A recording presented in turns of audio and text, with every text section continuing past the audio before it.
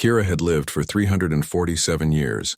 and in all that time she had never questioned a single order from the Elven Council, until the day they brought the human before her, and told her to end his life without ceremony or hesitation, because he was just another primitive being who had wandered where he did not belong. And she had raised her crystal blade above his head while her two dragons, Ember and Storm, watched from their perches on the ancient stone pillars that surrounded. The execution platform, and the human named Jake knelt in the dust with his hands bound behind his back, and looked up at her with eyes that held no fear or anger or pleading, and that strange calm in his expression made her hand freeze in mid-strike. The wind howled through the crystal canyon where all executions took place and carried with it the scent of ozone and distant flowers, and Kira felt the weight of her blade growing heavier in her grip, while the council members watched from their floating platforms high above and waited for her to complete her duty as she had done countless times before without fail or mercy, because mercy was not something the elves granted to lesser species, and humans were considered among the lowest of all the races that traveled through the stars despite their recent advancements in technology that had allowed them to finally leave their small corner of the galaxy. Ember shifted on her pillar and released a low rumbling sound that Kira had learned over their 50 years together meant confusion or concern, and Storm mirrored his sister's movements, and both dragons stared at the human with their golden eyes that seemed to see something their master could not yet perceive, and Kira had bonded with these creatures when they were just hatchlings fresh from their eggs, and she trusted their instincts more than she trusted the wisdom of the ancient ones who ruled her people from their towers of light and crystal. Jake spoke then, and his voice cut through the wind like a blade through water, and he said he understood she had a job to do, and he respected that she was following orders. But he wanted her to know that he bore her no hatred and held no resentment, because everyone had to make choices about what kind of person they wanted to be, and some choices were harder than others, but they still defined who you were at your core. And those words struck something deep inside Kira's chest where she kept all the doubts and questions she had accumulated over 3 centuries of service. She lowered her blade slightly and asked him why he showed no fear,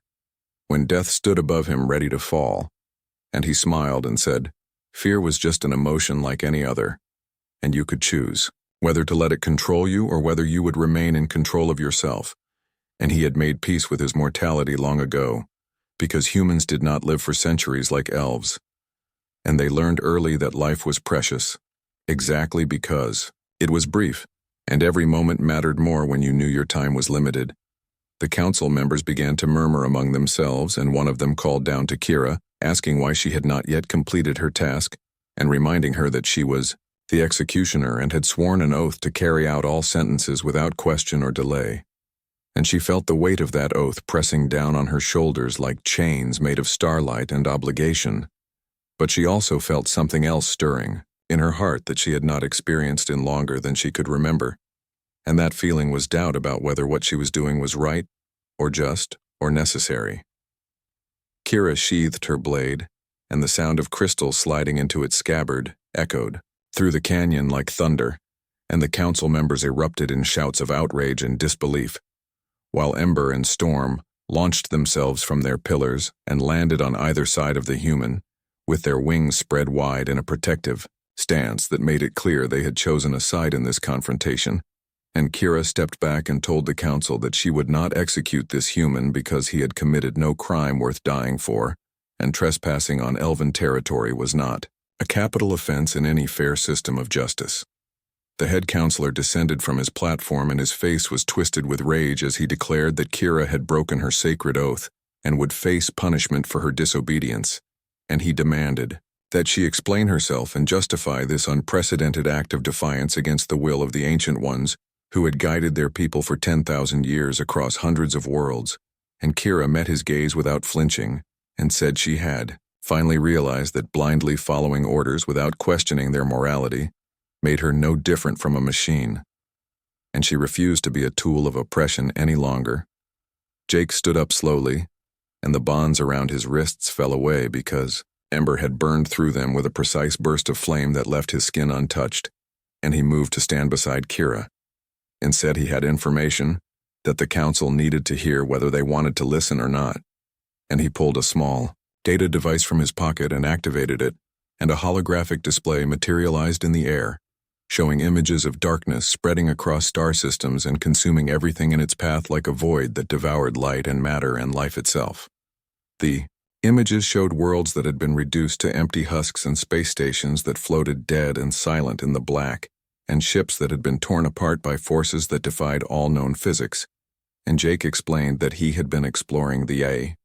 Forbidden Zone not out of disrespect for Elven law but because he had detected strange energy signatures coming from that region, and he had wanted to investigate before whatever was causing them spread further into inhabited space. And what he had discovered was evidence of an ancient entity that had awakened after sleeping for millions of years and was now moving through the galaxy consuming everything it encountered. The council members fell silent as they watched the images, and Kira saw fear enter their eyes for the first time in her long life, because elves prided themselves on being above such base emotions. But even they could not deny the horror of what Jake's data revealed, and the head counselor demanded to know why the human had not shared this information immediately upon his capture.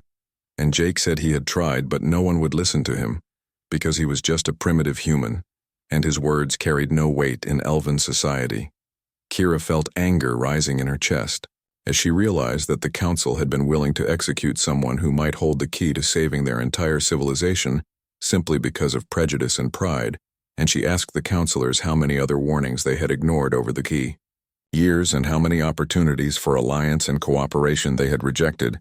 because they believed elves were superior to all other species, and the silence that followed her questions told her everything she needed to know. The head counselor finally spoke and said that even if Jake's information was accurate, the elves had the technology and power to handle any threat, and they did not need help from humans or any other species. And Kira laughed then, and it was a bitter sound, full of centuries of suppressed frustration, and she said that kind of arrogance was exactly what would doom them all, and she was done serving leaders who valued pride over survival. She turned to Jake and asked him what he proposed they do, and he said they needed to travel to the neutral zones where representatives from many species gathered, and they needed to share this information with everyone who would listen and build an alliance of all the free peoples in the galaxy, because this threat was too large for any one civilization to face alone. And Kira nodded and called to her dragons and Ember, and Storm moved close to her sides, and she told Jake to climb onto Storm's back, and together they would leave this place. The council ordered the guards to stop them. But Kira drew her blade and the crystal edge glowed with power, and the guards hesitated because she was legendary among her people for her skill in combat, and no one wanted to face her and her dragons in battle, and in that moment of hesitation, Kira and Jake and the dragons launched themselves into the air and flew away from the crystal canyon, while the counselors shouted orders that no one moved to follow. They flew for 3 days across the purple skies of the elven homeworld, and then through the shimmer of the atmospheric barrier, into the cold darkness of space, where Ember and Storm transformed their bodies to adapt to the void, as all star dragons could do. And Kira sat on Ember's back while Jake rode Storm, and they traveled toward the edge of elven territory where the neutral zones began. And behind them, Kira knew that hunters would be gathering and preparing to pursue them, because the council would not let her defiance go unpunished, and they would send their best warriors to bring her back in chains or end her life. If she resisted, Jake seemed remarkably calm for someone who had just escaped execution and was now fleeing through space on the back of a dragon. And Kira opened a communication channel between them, using the telepathic link that Ember and Storm created. And she asked him if he understood the danger they were in, and he responded that he had been in danger since the moment he discovered the truth about the ancient entity, and running from angry elves was just another problem to solve. And his practical attitude made her smile, despite their circumstances, as they passed the outer markers that designated the boundary of elven space. Kira felt a strange sensation of freedom mixed with loss, because she was leaving behind the only home she had ever known, and the only purpose she had ever served, and for 300 years she had been the executioner, and that role had defined her entire existence, and now she was something else. But she did not yet know what that something was, and the uncertainty felt both terrifying and exhilarating at the same time.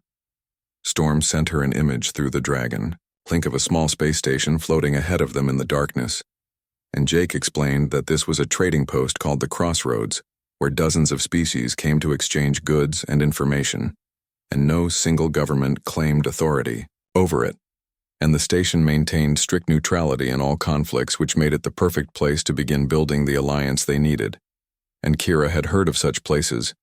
but had never visited one, because elves did not typically engage in trade with other species and preferred to remain isolated in their own territories.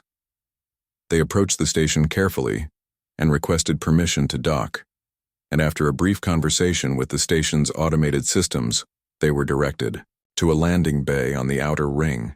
and as they descended, Kira saw ships of all sizes and designs filling the other bays. And she recognized vessels from the Krathor Empire, and the Zenith Collective, and the Wandering Clans, and a dozen other civilizations she had only read about in reports, and the diversity of life forms moving through the station's corridors visible through the transparent sections of hull was overwhelming. Ember and Storm shifted back to their smaller forms once they were inside the pressurized bay, and Kira dismounted and helped Jake down from Storm's back, and together they walked toward the main entrance, while her dragons followed close behind. And the moment they stepped through the airlock into the station proper, they were surrounded by beings of every imaginable shape and size and color, and Kira had to resist the urge to reach for her blade, because her training made her see potential threats everywhere. But Jake touched her arm gently and reminded her that they were here to make friends, not enemies. A small creature that looked like a floating jellyfish with crystalline tentacles approached them and spoke in a musical language that the station's translation system converted to Common Galactic, and it introduced itself as Whisper and said it was one of the station's guides and could help them find whatever they needed. And Jake asked where they might find beings who would be interested in discussing matters of galactic security, and Whisper's tentacles rippled in what might have been amusement, and it said that was a very serious topic and they should visit the Hall of Voices, where representatives from many governments gathered to debate and negotiate. They followed Whisper through corridors, filled with markets and restaurants and entertainment centers, and Kira saw humans and Krathors and dozens of other species interacting peacefully and conducting business together. And she realized how small her worldview had been and how much the Elven Council had kept hidden from their people by maintaining such strict isolation. And the thought made her angry, because her leaders had deliberately limited their civilization's growth and understanding in the name of preserving some imagined purity. The Hall of Voices was a vast chamber with a domed ceiling that displayed images of different homeworlds, and dozens of beings sat in circular tiers around a central platform where speakers could address the assembly, and Jake walked confidently to the platform and activated the public address system and asked for everyone's attention, and the conversations around the hall died down as beings turned to look at this unknown human who dared to interrupt their deliberations. Jake displayed his data about the ancient entity on the hall's holographic systems and explained everything he had discovered, and showed the images of consumed worlds and dead civilizations, and as the evidence accumulated, the representatives began to react with alarm and concern, and questions erupted from all sides asking for more details and verification, and proof that this was not some kind of elaborate deception. And Jake answered each question patiently and thoroughly, and gradually the skepticism began to fade as more beings recognized the legitimacy of the threat. A tall Krathor warrior, with scales the color of bronze, stood and said that his people had lost contact with 3 colony worlds in the outer regions 2 months ago, and they had assumed it was a communication failure. But now he wondered if something more sinister had occurred.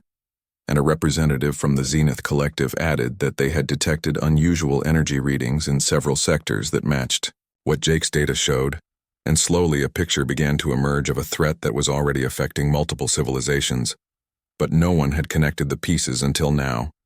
Kira watched as Jake worked the room and built consensus among beings who would normally be rivals or enemies, and she saw that he had a gift for diplomacy that went beyond simple persuasion, and he genuinely listened to everyone's concerns and incorporated their knowledge into his analysis, and treated each speaker with respect regardless of their species or status. And she understood why her dragons had accepted him so quickly, because he possessed the kind of wisdom that transcended the artificial barriers that civilizations erected between themselves. A voice rang out from the upper tiers asking who the elf was, and why someone from the council was here discussing cooperation when elves were famous for their isolationism. And Kira stepped onto the platform beside Jake and said she was no longer a representative of the council, and she had rejected their authority when they tried to execute Jake rather than listen to his warning. And she was here because she believed survival was more important than pride, and the entity threatening them would not care about species or politics or ancient feuds, and they would all die together if they did not learn to work together.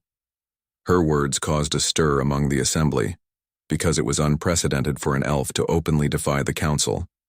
and even more unusual for one to advocate for cooperation with other species, and a murmur of conversation rippled through the hall as representatives discussed this development with their advisors and colleagues, and Kira felt exposed and vulnerable, standing before so many strangers, but Ember and Storm moved to flank her on the platform, and their presence gave her strength. Jake proposed forming a coalition that would pool resources and knowledge to study the entity and develop strategies to combat it, and he suggested that they start by establishing a network of early warning systems in the outer regions, where the entity seemed to be most active, and then work on developing weapons or technologies that might be effective against something that could consume matter and energy. And many representatives expressed support for the idea, while others raised concerns about logistics and command structure and trust between species that had histories of conflict. An elder from the wandering clans stood and said that his people had legends of a similar entity from ancient times, and the old stories spoke of unity being the only force strong enough to drive back the darkness, and he believed they were living through the fulfillment of those prophecies, and his support carried weight, because the wandering clans were respected as keepers of history and wisdom, and his endorsement of Jake's proposal swayed many who had been uncertain. As the debate continued, Kira noticed a group of figures, watching from the shadows near one of the side entrances, and something about their posture and the way they studied her made her instincts flare with warning, and she touched Jake's arm and directed his attention to the watchers. And he nodded, slightly to show he had seen them too, and they both understood that the council had already sent hunters after them, and their time at the crossroads might be shorter than they had hoped. The hunters struck just as the assembly voted to approve Jake's proposal for a coalition, and 3 elven warriors materialized on the platform using teleportation crystals, and their blades were drawn before anyone could react. And Kira moved on, pure instinct honed by centuries of combat training, and her own crystal blade met the first attacker's strike with a sound like bells shattering, and Ember and Storm roared and filled the hall with fire that was hot enough to melt metal, but carefully controlled so it would not harm the fleeing representatives who scattered in all directions seeking cover. Jake rolled off the platform and pulled a small device from his belt that generated a protective energy shield, and he crouched behind it, while chaos erupted around them, and Kira fought with a fury she had never felt before, because these were her people attacking her and trying to drag her back to face punishment for choosing conscience over duty, and she knew every move they would make before they made it, because she had trained many of the council's warriors herself, and that knowledge gave her an advantage, even though she was outnumbered. The lead hunter was a male named Saren, who had been her student 200 years ago, and he fought with the precision she had taught him, but without the creativity needed to overcome a master, and she disarmed him with 3 quick strikes and sent him stumbling backward into the second attacker. And for a moment she had an opening to escape, but then 5 more hunters appeared, and she realized the council had sent an entire strike team to ensure her capture, and the odds were no longer in her favor.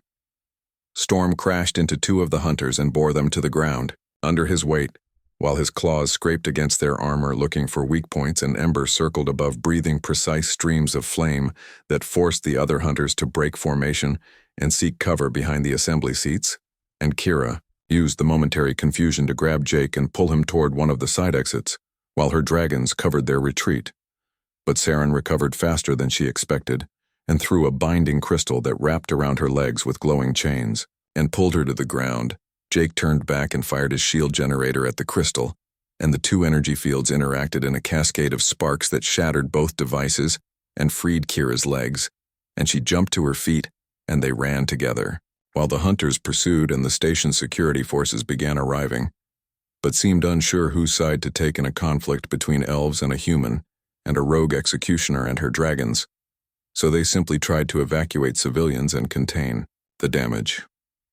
They burst through a service corridor, and Kira sealed the door behind them using her security codes that still worked, because the Council had not yet had time to revoke her access to all systems, and that bought them perhaps 30 seconds. Before the hunters cut through, and they used that time to reach an emergency lift that carried them down 3 levels to the engineering section, where the station's main power systems hummed and thrummed with barely contained energy. A Krathor engineer named Dara looked up from her work as they emerged from the lift and demanded to know what was happening and why dragons were running through her section, and Kira quickly explained their situation and asked if there was another way off the station before the hunters caught them, and Dara's eyes widened as she recognized Kira from the speech in the Hall of Voices, and she said there was a cargo ship preparing to depart from Bay 17, and the captain owed her a favor, and she would send a message asking him to wait, but they needed to hurry because the hunters would figure out where they went. Soon enough, Storm and Ember shifted to their smallest forms, becoming no larger than house cats, so they could move through the narrow corridors more easily, and they followed Dara as she led them through a maze of maintenance passages and service tunnels that most station visitors never saw, and behind them they could hear shouts and the sound of doors being forced open, as the hunters spread out to search for them, and Kira knew they only had minutes before they were cornered. Dara brought them to a hidden passage that connected the engineering section to the cargo bays, and she opened the door and told them to follow the yellow line painted on the floor, and it would take them directly to Bay 17. And she wished them luck and said she hoped they succeeded in building the coalition, because her people had already lost too much to this ancient threat, and they could not afford to lose more, and Kira thanked her and promised that if they survived this, they would not forget her kindness. They ran through the passage and emerged into Bay 17, where a battered cargo ship sat waiting with its engines already warming up, and a grizzled human captain stood at the base of the loading ramp and waved them aboard, and shouted that Dara had explained they needed a fast exit, and he was happy to help anyone who was standing up to the Elven Council,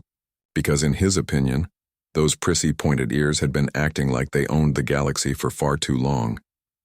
Kira bit back a retort about his description of her people, and instead simply got aboard his ship and helped Jake climb the ramp while Ember and Storm flew up and landed inside the cargo hold, and the captain sealed the ramp behind them and ran for the cockpit and began the departure sequence without waiting for official clearance from station control, and Kira felt the ship shudder as it lifted off and rotated toward the bay doors.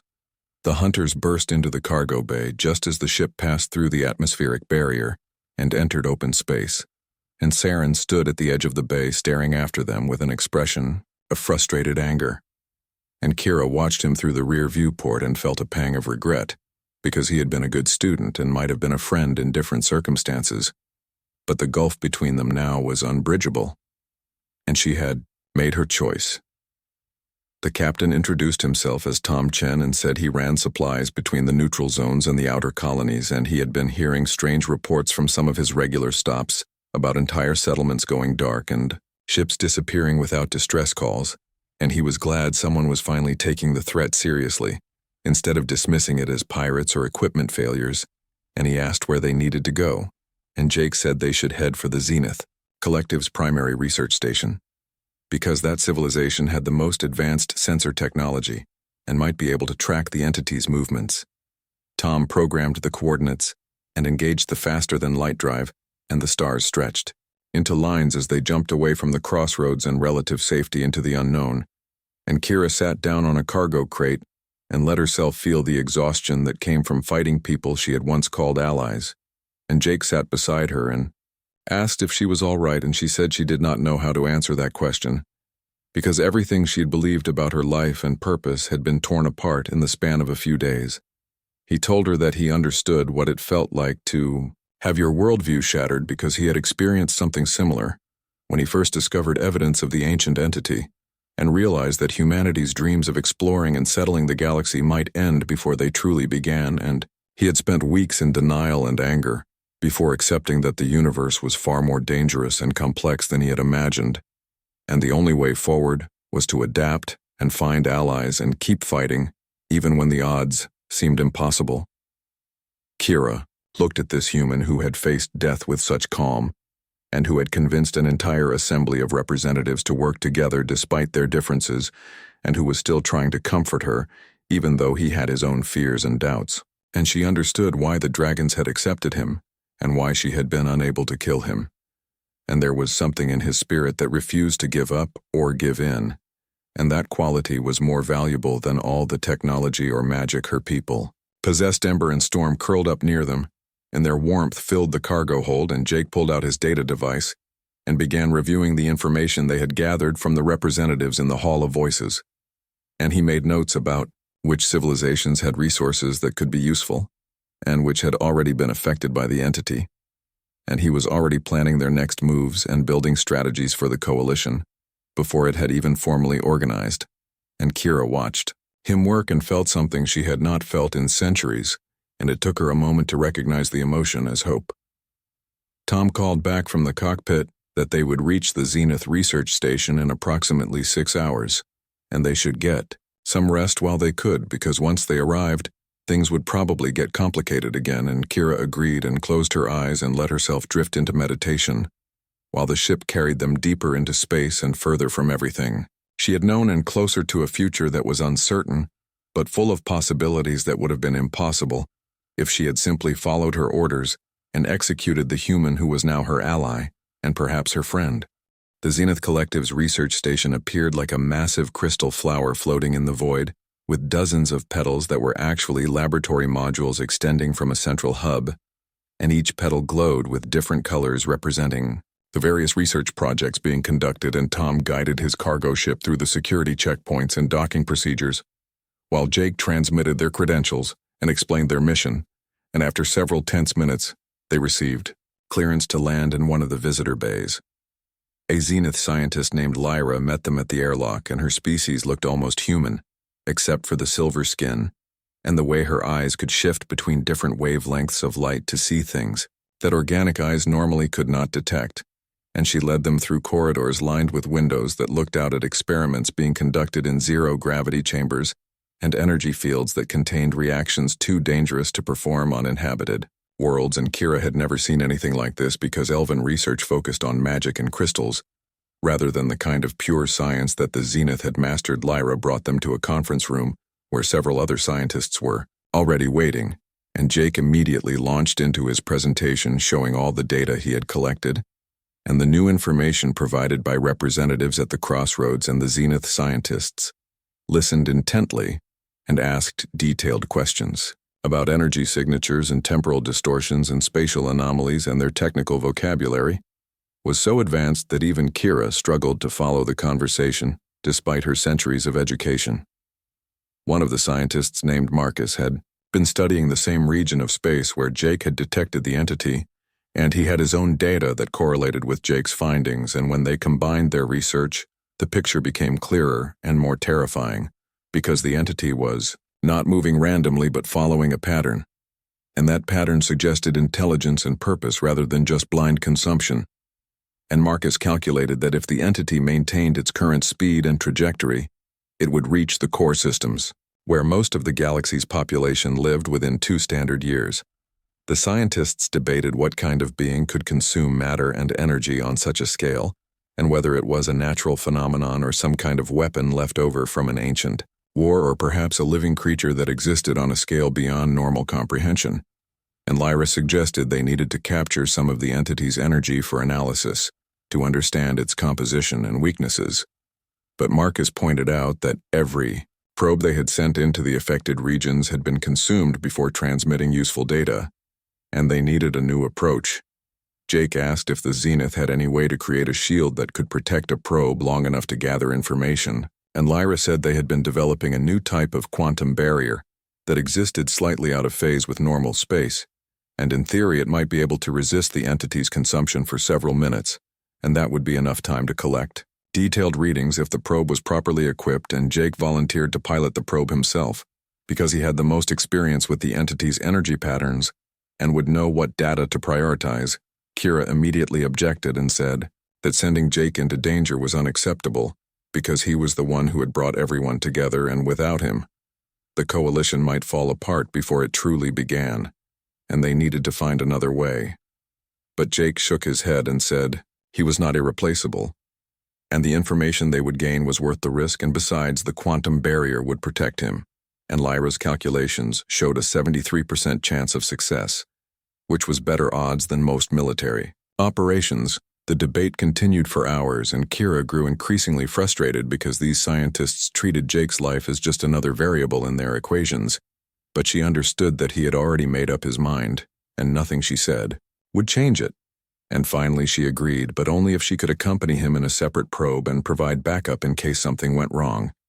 And Ember and Storm sent her feelings of approval through their bond, because they understood her need to protect the human who had become important to all of them. Lyra and Marcus spent 2 days preparing the probes and installing the quantum barriers and the most advanced sensors the Zenith possessed, and during that time, more representatives arrived at the station responding to the call for coalition members, and they came from civilizations Kira had never heard of, and brought with them knowledge and resources that added to the growing pool of information about the entity a delegation from. The wandering clans arrived with ancient texts that described the last time the entity had awakened 5 million years ago, and how the civilizations of that era had managed to drive it back into dormancy through a method the texts called the harmony wave, which seemed to involve synchronizing energy patterns across thousands of ships and projecting them at the entity in a focused beam. But the exact specifications had been lost to time, and they only had fragmentary descriptions and cryptic diagrams.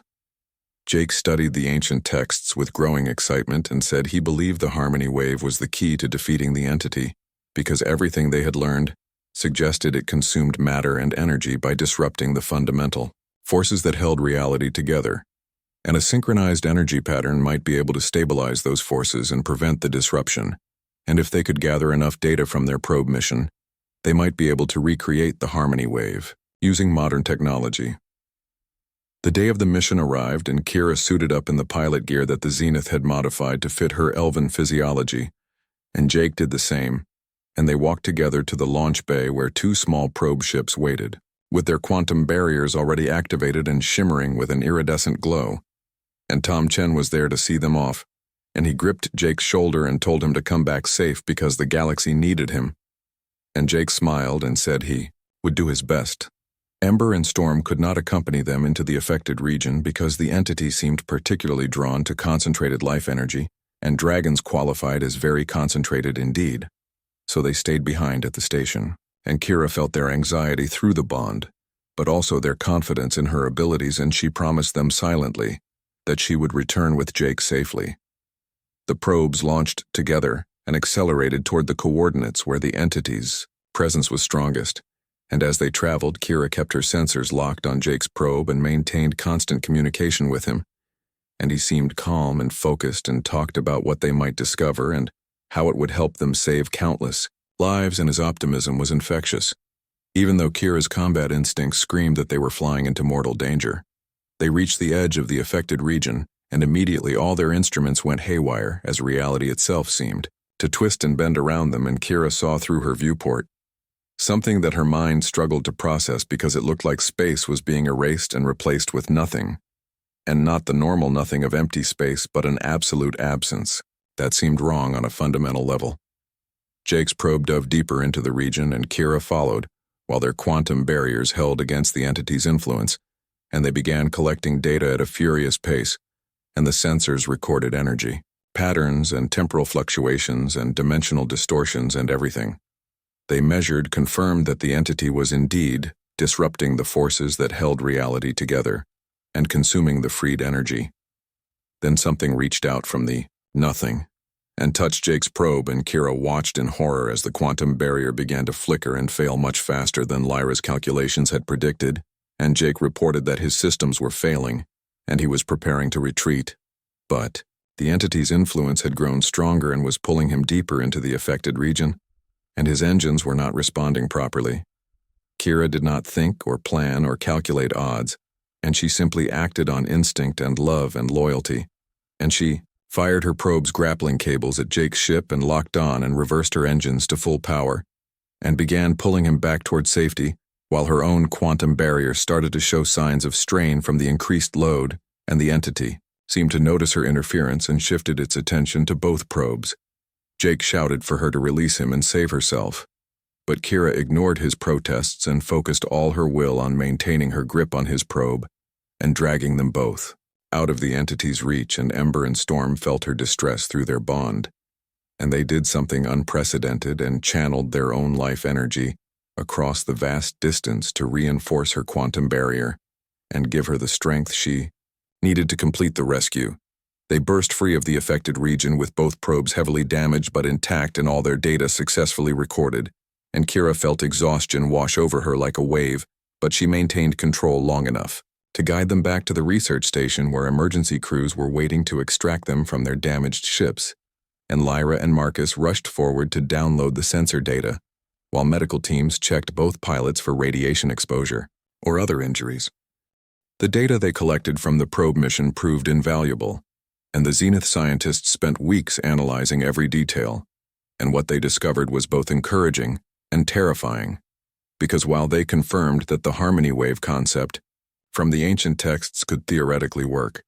they also realized that creating such a wave would require coordination between thousands of ships from dozens of different civilizations, and even the smallest error in synchronization would cause the entire effect to fail and possibly make the entity stronger. Jake threw himself into the work of organizing the coalition, and he traveled between worlds giving presentations and answering questions and slowly convincing more governments to commit resources and personnel to the effort, and Kira accompanied him everywhere along with Ember and Storm, who had become symbols of the alliance between different species, and the sight of an elf and a human and two dragons working together inspired many beings to set aside their ancient prejudices and join the cause. Not everyone was convinced, and some civilizations refused to believe the threat was real, and others thought they could negotiate with the entity or hide from it, or simply let other species deal with the problem. And the Elven Council remained conspicuously absent from all coalition meetings, and Kira heard through back channels that they were building a massive defensive barrier around their core worlds and planned to seal themselves off from the rest of the galaxy rather than cooperate with lesser species. 6 months after the probe mission, the coalition had grown to include 47 different civilizations, and they had assembled a fleet of over 3,000 ships at a staging area in the neutral zones, and engineers and scientists from all these different cultures worked side by side to install the harmony wave generators that the Zenith had designed based on the ancient texts and modern understanding of quantum mechanics, and it was the largest cooperative effort in galactic history. And the differences in technology and communication protocols and cultural expectations created countless challenges. Kira found herself serving as a mediator between different factions because her combat training had taught her to read body language and anticipate conflicts, and she had a gift for finding compromises that satisfied everyone's core concerns, even if no one got everything they wanted. And Jake told her she was more valuable as a diplomat than she had ever been as an executioner. And she realized he was right, and that violence was easy compared to building understanding between beings who saw the universe in fundamentally different ways. The Krathor warriors wanted to charge the entity directly and test their strength against it, and the Zenith scientists wanted to conduct more research and gather more data before committing to battle. And the wandering clans insisted on performing certain rituals that their traditions required before major undertakings, and Tom Chen and the other independent traders worried about the economic disruption that would result from pulling so many resources into military preparation. And somehow Kira helped them all find common ground and focus on their shared goal of survival.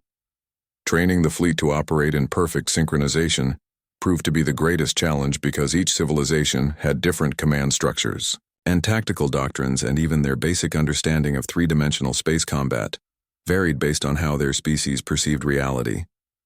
And Jake worked with a team of strategists to develop a unified command protocol that incorporated elements from multiple traditions, and they practiced the harmony wave maneuver over and over until every ship could execute it perfectly. Ember and Storm participated in the training exercises and helped identify problems that the technical systems missed because dragons could sense energy flows on an intuitive level that instruments could not match, and their input proved crucial to fine-tuning the harmony wave generators and achieving the precise synchronization required. And many pilots reported that having the dragons present during training made them feel more confident and connected to the larger purpose. As the months passed and the fleet prepared, Kira noticed that Jake was showing signs of exhaustion because he pushed himself relentlessly and rarely slept more than a few hours each night. And when she confronted him about it, he admitted that he felt the weight of all the lives depending on their success. And he was terrified that he had missed something or made a wrong decision that would doom everyone, and Kira told him that fear was natural, but he could not carry the entire burden alone, and that was why they had built a coalition, and everyone was contributing according to their abilities. The entity continued its advance and consumed 17 more worlds while the coalition prepared, and each lost world meant billions of lives ended, and entire cultures erased from existence, and the pressure mounted to launch the counterattack before more civilizations were destroyed. But the scientists insisted they were not ready, and rushing into battle before the harmony wave was properly calibrated would result in total failure, and the debate created tensions within the coalition. Then the entity changed its behavior, and instead of moving through empty space, it suddenly appeared in orbit around a heavily populated world called Meridian Prime, and began consuming the planet at an accelerated rate, and the coalition had to make a decision immediately, because waiting meant watching 5 billion beings die, but attacking before they were ready meant risking everything on a desperate gamble. And Jake called an emergency meeting of all coalition leaders to decide what to do. The debate was fierce, and Kira watched beings who had learned to work together over the past months suddenly fracture into factions arguing about acceptable losses and moral obligations and strategic priorities. And she saw the coalition that they had worked so hard to build starting to fall apart under the pressure, and she knew they were running out of time to make a choice. Jake stood and asked for silence, and when the hall quieted, he said that they had to remember why they were here and what they were fighting. For in this was not just about tactics or calculations or acceptable losses, and this was about the fundamental question of whether they believed that every life had value, and whether they were willing to stand together even when the odds seemed impossible. And he reminded them that humans had a saying that the only thing necessary for evil to triumph was for good people to do nothing, and the entity would not stop with Meridian Prime, and eventually it would come for all their worlds unless they fought back now. His words rallied the coalition, and they voted to launch the attack despite the risks, because doing nothing was not acceptable. And in the hours that followed, the fleet moved into position around Meridian Prime and prepared to execute the harmony wave, while billions of beings on the planet below waited to learn if they would be saved or consumed. And Kira stood beside Jake on the bridge of the flagship and felt the weight of the moment pressing down on all of them. Harmony wave generators activated across 3,000 ships, and their energies began to synchronize following the precise patterns that the ancient texts described and that modern science had recreated. And Kira watched the displays showing how each ship's contribution added to the growing wave of ordered energy that would either stabilize reality and drive back the entity, or fail catastrophically and doom them all. The wave built slowly at first, and then faster as more ships achieved perfect synchronization. And Ember and Storm added their own life energy to the mix, instinctively understanding what was needed, and across the fleet, other beings did the same, each contributing what they could to the collective effort. And the wave became something more than just technology and more than just magic, and it became a statement that life and consciousness and cooperation were stronger than entropy and darkness.